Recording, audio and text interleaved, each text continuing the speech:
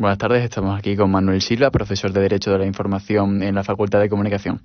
Bueno, primeramente, ¿cómo afecta a la calidad democrática que los ciudadanos elijan los temas de los que hablar, saltando estos de las redes sociales a los medios de comunicación tradicional, radio, prensa y televisión? Bueno, a priori la incorporación del conjunto de la ciudadanía, digamos, al establecimiento de elementos que se incorporan a la agenda de temas que se debaten socialmente, supone una ventaja y un inconveniente. La ventaja evidente es la ampliación del marco de temas que se debaten y que son sometidos a control y a debate público, porque saltan los límites estrechos establecidos por los medios de comunicación y permite que la agenda social, digamos, se incorpore a la agenda mediática. Por otro lado, el inconveniente o el elemento que podemos advertir con cierto carácter negativo es que los temas que por parte de la sociedad se incorporen a la agenda de temas a debatir pueden estar marcados por un sesgo de naturaleza emocional, por un elemento de carácter coyuntural, pueden estar promovidos por intereses distintos a los meramente cívicos o que sean el interés del ciudadano, sino que operen actores que impulsen determinados debates con un carácter, digamos, finalista o con ánimo de lucro o con cualquier elemento de interés espurio, pero digamos que las dos cuestiones que conviven son esta: la vertiente positiva, que es la ampliación del número de temas que se debaten y que conectan con el sentir social de la comunidad política, de la ciudadanía, y los elementos negativos, que muchas veces estos temas pueden venir presididos por cuestiones de sesgo emocional, falta de control o filtro, intereses que manipulen la incorporación de estos temas al debate público o que se instalen estrictamente en la coyuntura o en la demanda de un interés parcial y no colectivo, ¿no? Digamos que un poco son los dos elementos que conviven en esa incorporación de la selección de temas por parte de la ciudadanía a la agenda general. ¿Cómo diría que afecta a la libertad de información esto? Bueno, afecta en tanto que, volviendo a esa suerte de anverso y reverso, en términos positivos, intensifica la libertad de información, en tanto que a los periodistas se ven obligados o se ven en cierta medida impelidos a cubrir más elementos dentro de la agenda temática porque se ha ampliado. Permite, por tanto, un mayor voltaje, una actividad más intensa con respecto al ejercicio de la participación entre actores mediáticos profesionales, periodistas, medios de comunicación, creadores de contenido, con la ciudadanía. Y en términos negativos, volvemos a los elementos que planteamos en la primera respuesta. Pueden afectar porque la agenda termine colmada o colapsada por temas que no tienen un interés mediático, en algunos casos muy evidente, muy explícito, sino donde se mezclan elementos vinculados a la sentimentalidad, vinculados al elemento emocional, vinculados a la defensa de intereses de parte. Formalmente la libertad de información no se ve afectada, lo que se ve es modificada en función de, digamos, el diapasón o de los elementos que vayan marcando la agenda mediática por la aparición de los temas que la sociedad quiere incorporar, que pueden diferir en mucho de los que los medios de comunicación y sus profesionales quieran plantear, ¿no? ¿Hasta qué punto cree que una información mayoritariamente veraz puede no parecerlo debido a la actitud del periodista durante la transmisión de la misma? Bueno, en cierta forma el medio es el mensaje, es decir, la manera en que transmitimos información, la manera en que establecemos un relato, y en la medida que esos elementos puedan contaminar la veracidad de aquello que se está narrando, puede generar una percepción errónea, distorsionada o deforme en el receptor final. Pero si aquello que se comunica formalmente es veraz, los elementos comunicativos, los elementos gestuales, la comunicación no verbal puede influir de manera, digamos, en su envolvente, en su contorno o en sus elementos periféricos, pero no vienen a dañar el elemento central o neurálgico, que es que aquello que se cuenta es verdad.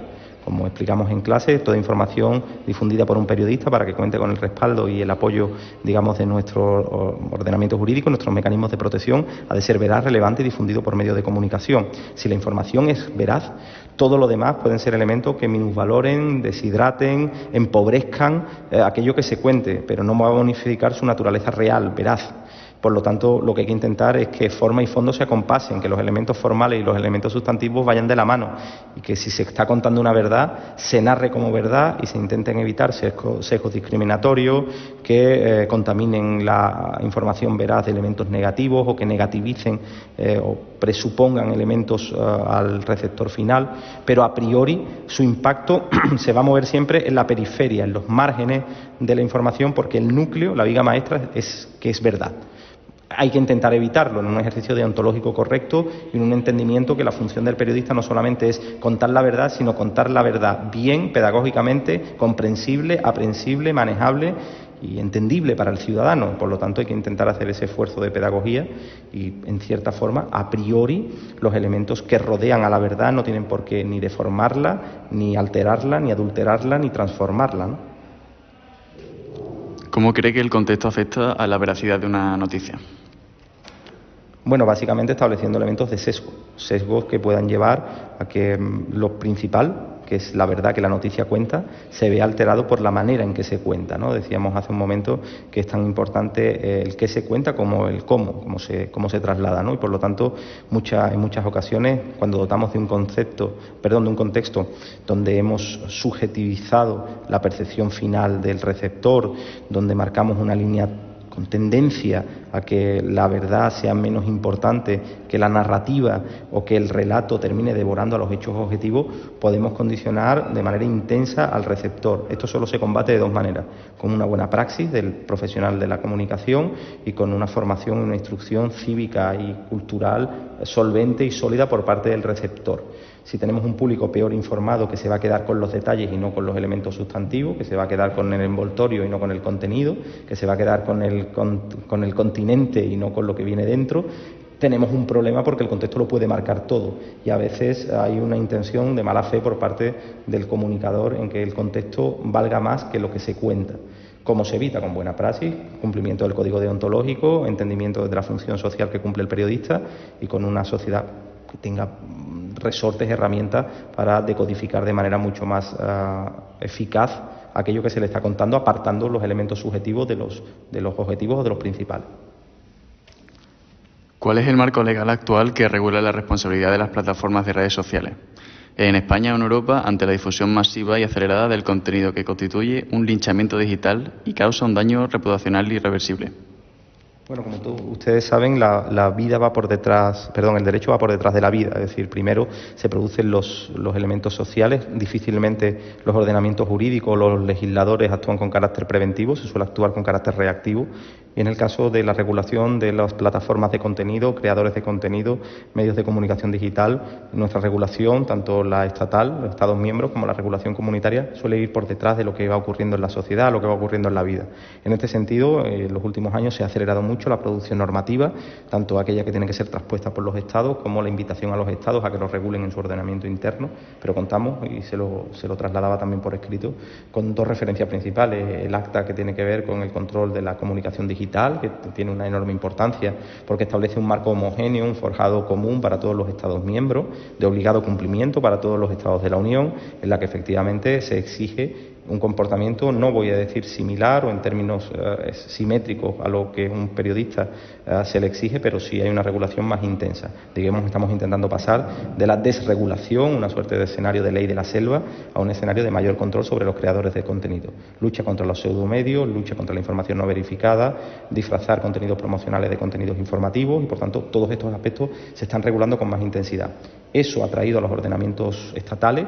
España cuenta con una ley, en este sentido, no solamente de control en este ámbito, sino que se complementa con lo que establece nuestra ley de protección de datos y seguridad digital y derechos digitales, y por lo tanto se está intentando garantizar un control. ¿Qué ocurre? Que la realidad sigue avanzando más rápido, es mucho más efervescente, es mucho más dinámica, y todavía se producen escenarios donde proliferan pseudomedios, elementos creados ad hoc para el linchamiento digital, falta de verificación y poner un medio al servicio de un objetivo político a fin de conseguir un determinado rédito, ya sea electoral, social o de cualquier otro orden, hacer hegemonía, que todo el relato se convierta en el preferente, pero estamos más cerca de un escenario, de un ecosistema controlado, que de un escenario sin regulación o falto de ella, ¿no? Al menos en mi opinión. Si el fenómeno viral obliga a los medios tradicionales a cubrir una narrativa que resulta ser falsa, inexacta o con un seco humorístico dañino, ¿quién ostenta la responsabilidad legal por la difusión de la información dañina o no verificada que fue impuesta por la base ciudadana? Y si podría el medio tradicional alegar coacción o fuerza mayor mediática en su defensa. La tendencia, la corriente,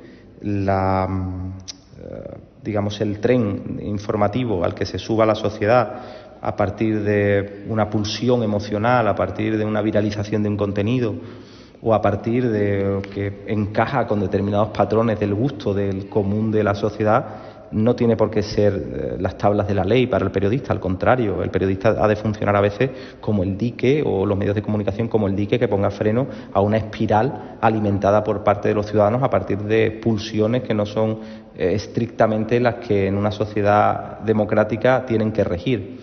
Que a una parte de la sociedad, digamos, asuman una pieza de desinformación, que un sector con determinadas intenciones o intereses asuma la propagación de un determinado contenido para ir creando hegemonía en el debate público, en la esfera de las ideas públicas, no tiene por qué ser validado por parte del periodista. Es más, si esa espiral de desinformación protagonizada por la sociedad no se corresponde con la verdad, el periodista tiene que ser el primero no solo en denunciarlo, sino en contrarrestarlo y hacer una enmienda a la totalidad. Pero mire usted, si tenemos a una sociedad que está abrazando una información que es falsa, la está propagando, alimentada esa posición por quienes de manera interesada la alientan, eso no me vincula a mí como periodista, ni eso me tiene a mí que colocar en la posición de montarme en esa ola y surfear ese discurso. Usted puede estar asumiendo un determinado discurso, por ejemplo, en materia de inseguridad. Este es el discurso, usted lo está dando sin una base científica, sin una base objetiva, sin fuentes oficiales, por ejemplo. Mi función no es agradar o validar o secundar o ponerme detrás de usted y hacer palmas a lo que usted afirme. Mi función es verificar si esto es así. Si la delincuencia protagonizada o los elementos de delitos cometidos por parte de ciudadanos de terceros estados ha aumentado, ha disminuido, cuál es su naturaleza, sobre qué ciudades impacta, en qué medios urbanos se da, en qué lugares y con qué población. Esa es mi función. Si esto coincide con su pulsión emocional, oye, maravilloso, pero mi responsabilidad no es congraciarme con lo que usted colectivamente piense. La sociedad y su opinión no es la suprema evidencia de la verdad. La verdad es la materia prima con la que yo he de trabajar y, por tanto, a priori no me vincula. Si terminan conectándose ambos afluentes y los dos caudales, la opinión social se solapa, se vincula, se compadece y es pertinente con la opinión verificada y contrastada de un periodista, la opinión no, la información, pues bienvenido sea, pero si no, no tengo por qué alinearme de manera no motivada con lo que usted está diciendo. Yo lo que tengo que hacer es comprobarlo. ¿Usted no tiene esa obligación? No. ¿Usted tiene el deber cívico de no difundir información falsa? Sí. Pero yo es que tengo el deber profesional y, por tanto, su posición y la mía son distintas en el debate público. Pero no tiene por qué compadecerse. Usted dice eso de forma desinformada, a saber por qué lo dice, pero no tiene por qué vincularme a mí. No tengo por qué sumarme a la corriente que usted establezca como moda, como pulsión emocional, etcétera. Y ya por último, ¿podría el derecho a la información establecer un marco legal que diferencie y regule el ejercicio del periodismo ciudadano, que prioriza el testimonio y el espectáculo del periodismo profesional, que exige verificación y deberes? ¿Y cómo se puede impulsar la conciencia digital y la responsabilidad cívica ante la viralidad? ¿Cómo se propone mediante herramientas legales o educativas en el marco del derecho a la información? Se lo decía por escrito, yo creo que en términos de ordenamiento jurídico es muy difícil siquiera establecer una parametración de lo que ustedes establecen en la pregunta o en el enunciado de su pregunta como periodismo ciudadano.